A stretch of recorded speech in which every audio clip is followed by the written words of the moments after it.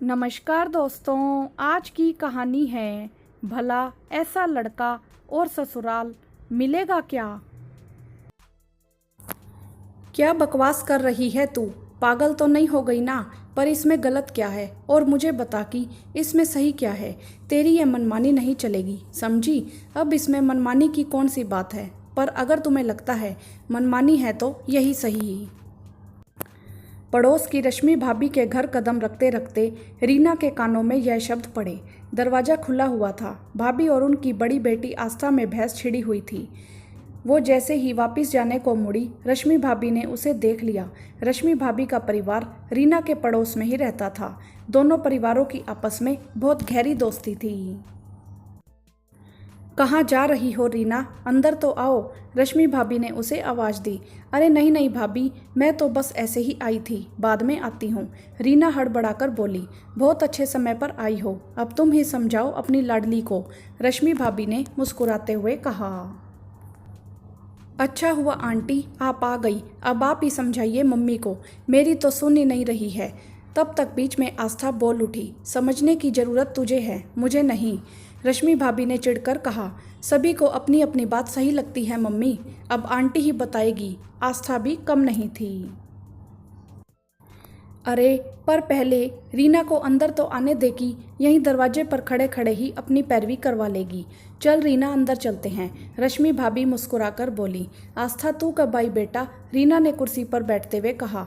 बस आंटी कल रात को ही, अभी 3 दिन की छुट्टियां थी तो सोचा घर में सबके साथ आराम से बिता आऊं, आस्था मुस्कुराते हुए बोली।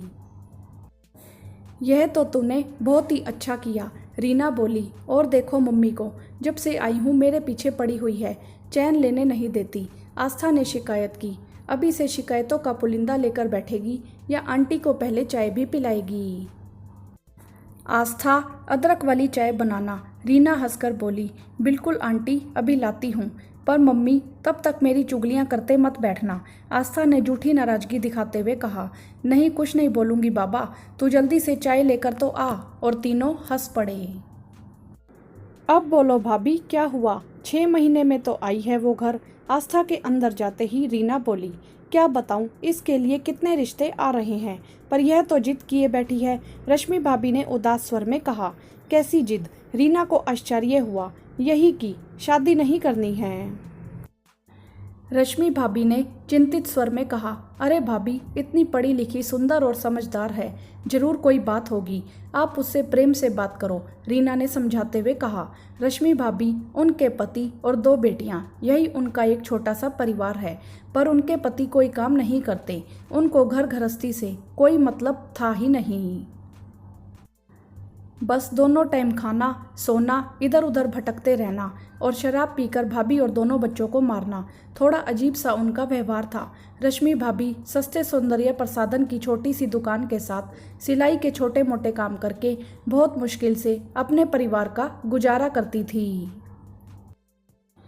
केवल बेटियां होने से रिश्तेदार बहुत ताने दिया करते थे, पर उनके सास ससुर उन्हें बहुत प्यार करते थे। वह भले ही गांव में रहते थे, पर अपने लड़के के व्यवहार से दुखी थे, इसीलिए उन्होंने हमेशा ही रश्मि भाभी का साथ दिया। दोनों बेटियां बहुत समझदार थीं। उन्होंने भी बचपन से माँ के संघर्ष को बहुत करीब से महसूस किया था, इसीलिए 10वीं कक्षा तक आते आते उन्होंने छोटे बच्चों की ट्यूशन, डांस, ड्राइंग, पेंटिंग जैसी क्लासेस लेकर घर में आर्थिक मदद करनी शुरू कर दी थी। बड़ी बेटी आस्था ने अच्छे अंकों से MBA कर लिया था और बहुराष्ट्रीय कंपनी में अच्छे पद पर कार्यरत है।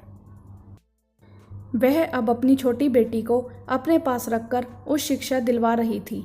रीना ने हमेशा ही उनको और उनकी बेटियों को हंसते हुए देखा था। सभी से जब भी मिलती बहुत प्यार से मिलती थी। यह लीजिए आंटी, आस्था फटाफट चाय और नाश्ता ले आई। लो ये आ गई, अब तुम ही इससे प्रेम से बात करो, रश्मि भाभी ने हंसते हुए कहा। सही बात है, कम से कम आंटी तो मेरी बात समझेगी, आस्था ने कहा। बेटा ये मम्मी क्या कह रही है, तुम शादी के लिए क्यों मना कर रही हो? यह तो बहुत गलत बात है, रीना ने प्रेम से आस्था को कहा। आंटी मैंने शादी के लिए मना नहीं किया है, बस मेरी एक शर्त है, आस्था बोली। अब ऐसी शर्त रखेगी तो फिर हो चुकी तेरी शादी, रश्मि भाभी ने बीच में झल्लाकर कहा। अब आप दोनों में से कोई मुझे बताएगा कि बात क्या है? क्या आपस में यूं ही बहस करते रहोगे? फिर तो मैं चाय पी के चली। रीना हंसते हुए बोली, आंटी मेरी बस छोटी सी शर्त है, शादी के बाद मैं वैसे ही रहूंगी जैसे अभी रहती हूँ। आस्था ने शांत स्वर में कहा। मतलब? मैं समझी नहीं। रीना ने असमंजस से कहा। आंटी, आपने भी मम्मी को शुरू से ही अपने जीवन में बहुत संघर्ष करते देखा है। उन्होंने अकेले ही हम दोनों बहनों को पढ़ा लिखा कर इस काबिल बनाया है, पर अब उन्हें आराम करना चाहिए। आस्था बोली। हाँ तो बस तेरी शादी हो जाए फिर आराम ही आराम है, रश्मि भाभी ने कहा। अभी तक इन्होंने हमें संभाला है, अब इन्हें संभालने की बारी मेरी है। इसीलिए मैं चाहती हूँ कि शादी के बाद भी अपने इस घर की जिम्मेदारी उठाऊं, आस्था ने कहा। रीना, अब तुम ही समझाओ इसको। शादी के बाद लड़की का घर उसका ससुराल होता है। ससुराल की जिम्मेदारियां उसकी जिम्मेदारियां होती हैं, मायके की नहीं, रश्मि भाभी ने बेबस स्वर में कहा। आंटी, आप ही बताइए, ऐसा कहाँ लिखा है कि लड़कियां शादी के बाद अपनी मायके की जिम्मेदारी नहीं उठा सकती? हमारा कोई भाई तो है नहीं, और पापा के बारे में आपको अच्छे से मालूम भी है। हम दोनों बहनें भी शादी करके चले जाएंगे तो मम्मी एकदम अकेले पड़ जाएगी। भाभी, आस्था सही तो कह रही है, रीना बोली। रीना, तुम भी कैसी बातें करती हो? हमारे समाज में आज तक कभी ऐसा हुआ है क्या? अगर नहीं हुआ तो अब तो बदलना पड़ेगा। जैसे शादी के बाद ससुराल की जिम्मेदारी मेरी होगी, वैसे ही मेरे पति भी तो मेरे मायके की जिम्मेदारी ले सकते हैं ना। और मैं ये कहाँ कह रही हूँ कि मेरे पति को कोई जिम्मेदारी लेनी है।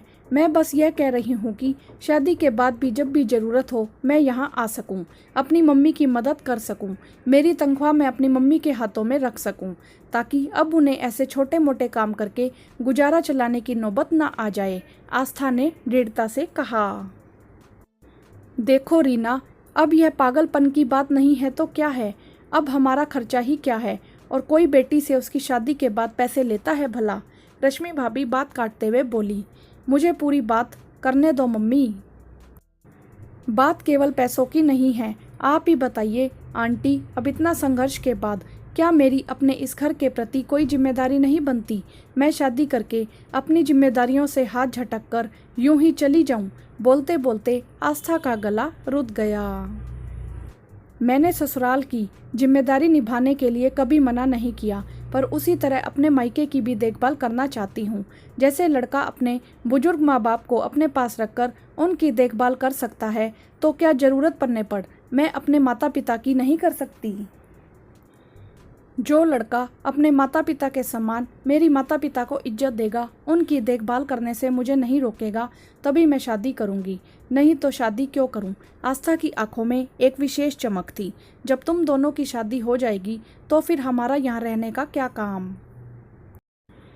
हम भी तेरे दादा दादी के पास गांव चले जाएंगे, वहीं कट जाएगी पूरी जिंदगी, रश्मि भाभी ने उदास स्वर में कहा। हाँ तो चली जाना ना, मना कौन कर रहा है? पर दादाजी दादी जी कब तक तुम्हारा साथ दे पाएंगे? मैं बस ज़रूरत पड़ने पर तुम्हारी मदद कर सकूं, इतना ही तो वादा चाहती हूँ। बेटी हूँ तो क्या शादी के बाद मेरा अपने मायके के प्रति कोई फर्ज नहीं है? आस्था का स्वर भीग गया। रश्मि भाभी की आंखों से आंसू बह निकले। वह निरुत्तर थी। रीना की आंखें भी नम हो गई। उसने प्रेम से उसकी पीठ पर हाथ फेरा और कहा, भाभी, आप शुरू से कहती थी ना कि यह दोनों मेरी बेटियां मेरा सबल हैं, मेरे जीवन का आधार हैं, तो आप खुद इसका विरोध क्यों कर रही हो? मैं आस्था की बात से 100% सहमत हूँ। आप ही बताइए, आपको तकलीफ में छोड़कर वह अपने जीवन में कैसे सुखी रहेगी? और शादी ब्याह के मामले में पहले से ही स्पष्ट बात कर लेने से सभी का जीवन सुख में रहता है। आपको तो अपनी बेटी पर गर्व होना चाहिए। रीना, हमारे समाज में ऐसा लड़का और ससुराल कहाँ मिलेगा? रश्मि भाभी ने बेबस स्वर में कहा। नहीं मिलेगा तो हम अपनी ज़िंदगी साथ रहकर जिएंगे, इसमें बुराई क्या है मम्मी? आस्था बोली। मिलेगा ऐसा अच्छा लड़का और ससुराल जरूर मिलेगा भाभी, रीना बहुत विश्वास के साथ बोली। अतः आस्था को उसके मन मुताबिक एक पढ़ा लिखा समझदार लड़का और ससुराल मिल गया जो ज़रूरत पड़ने पर आस्था के साथ उसके मायके के लिए हर वक्त साथ खड़े रहते हैं। अब जाकर रश्मि भाभी के संघर्षों का अंत हुआ और उनकी ज़िंदगी खुशियों से भर उठी। हाँ तो दोस्तों, क्या आप भी आस्था की बात से सहमत हैं? आप हमें कमेंट करके ज़रूर बताएं। वीडियो को लाइक करें, शेयर करें और चैनल को सब्सक्राइब भी करें। धन्यवाद।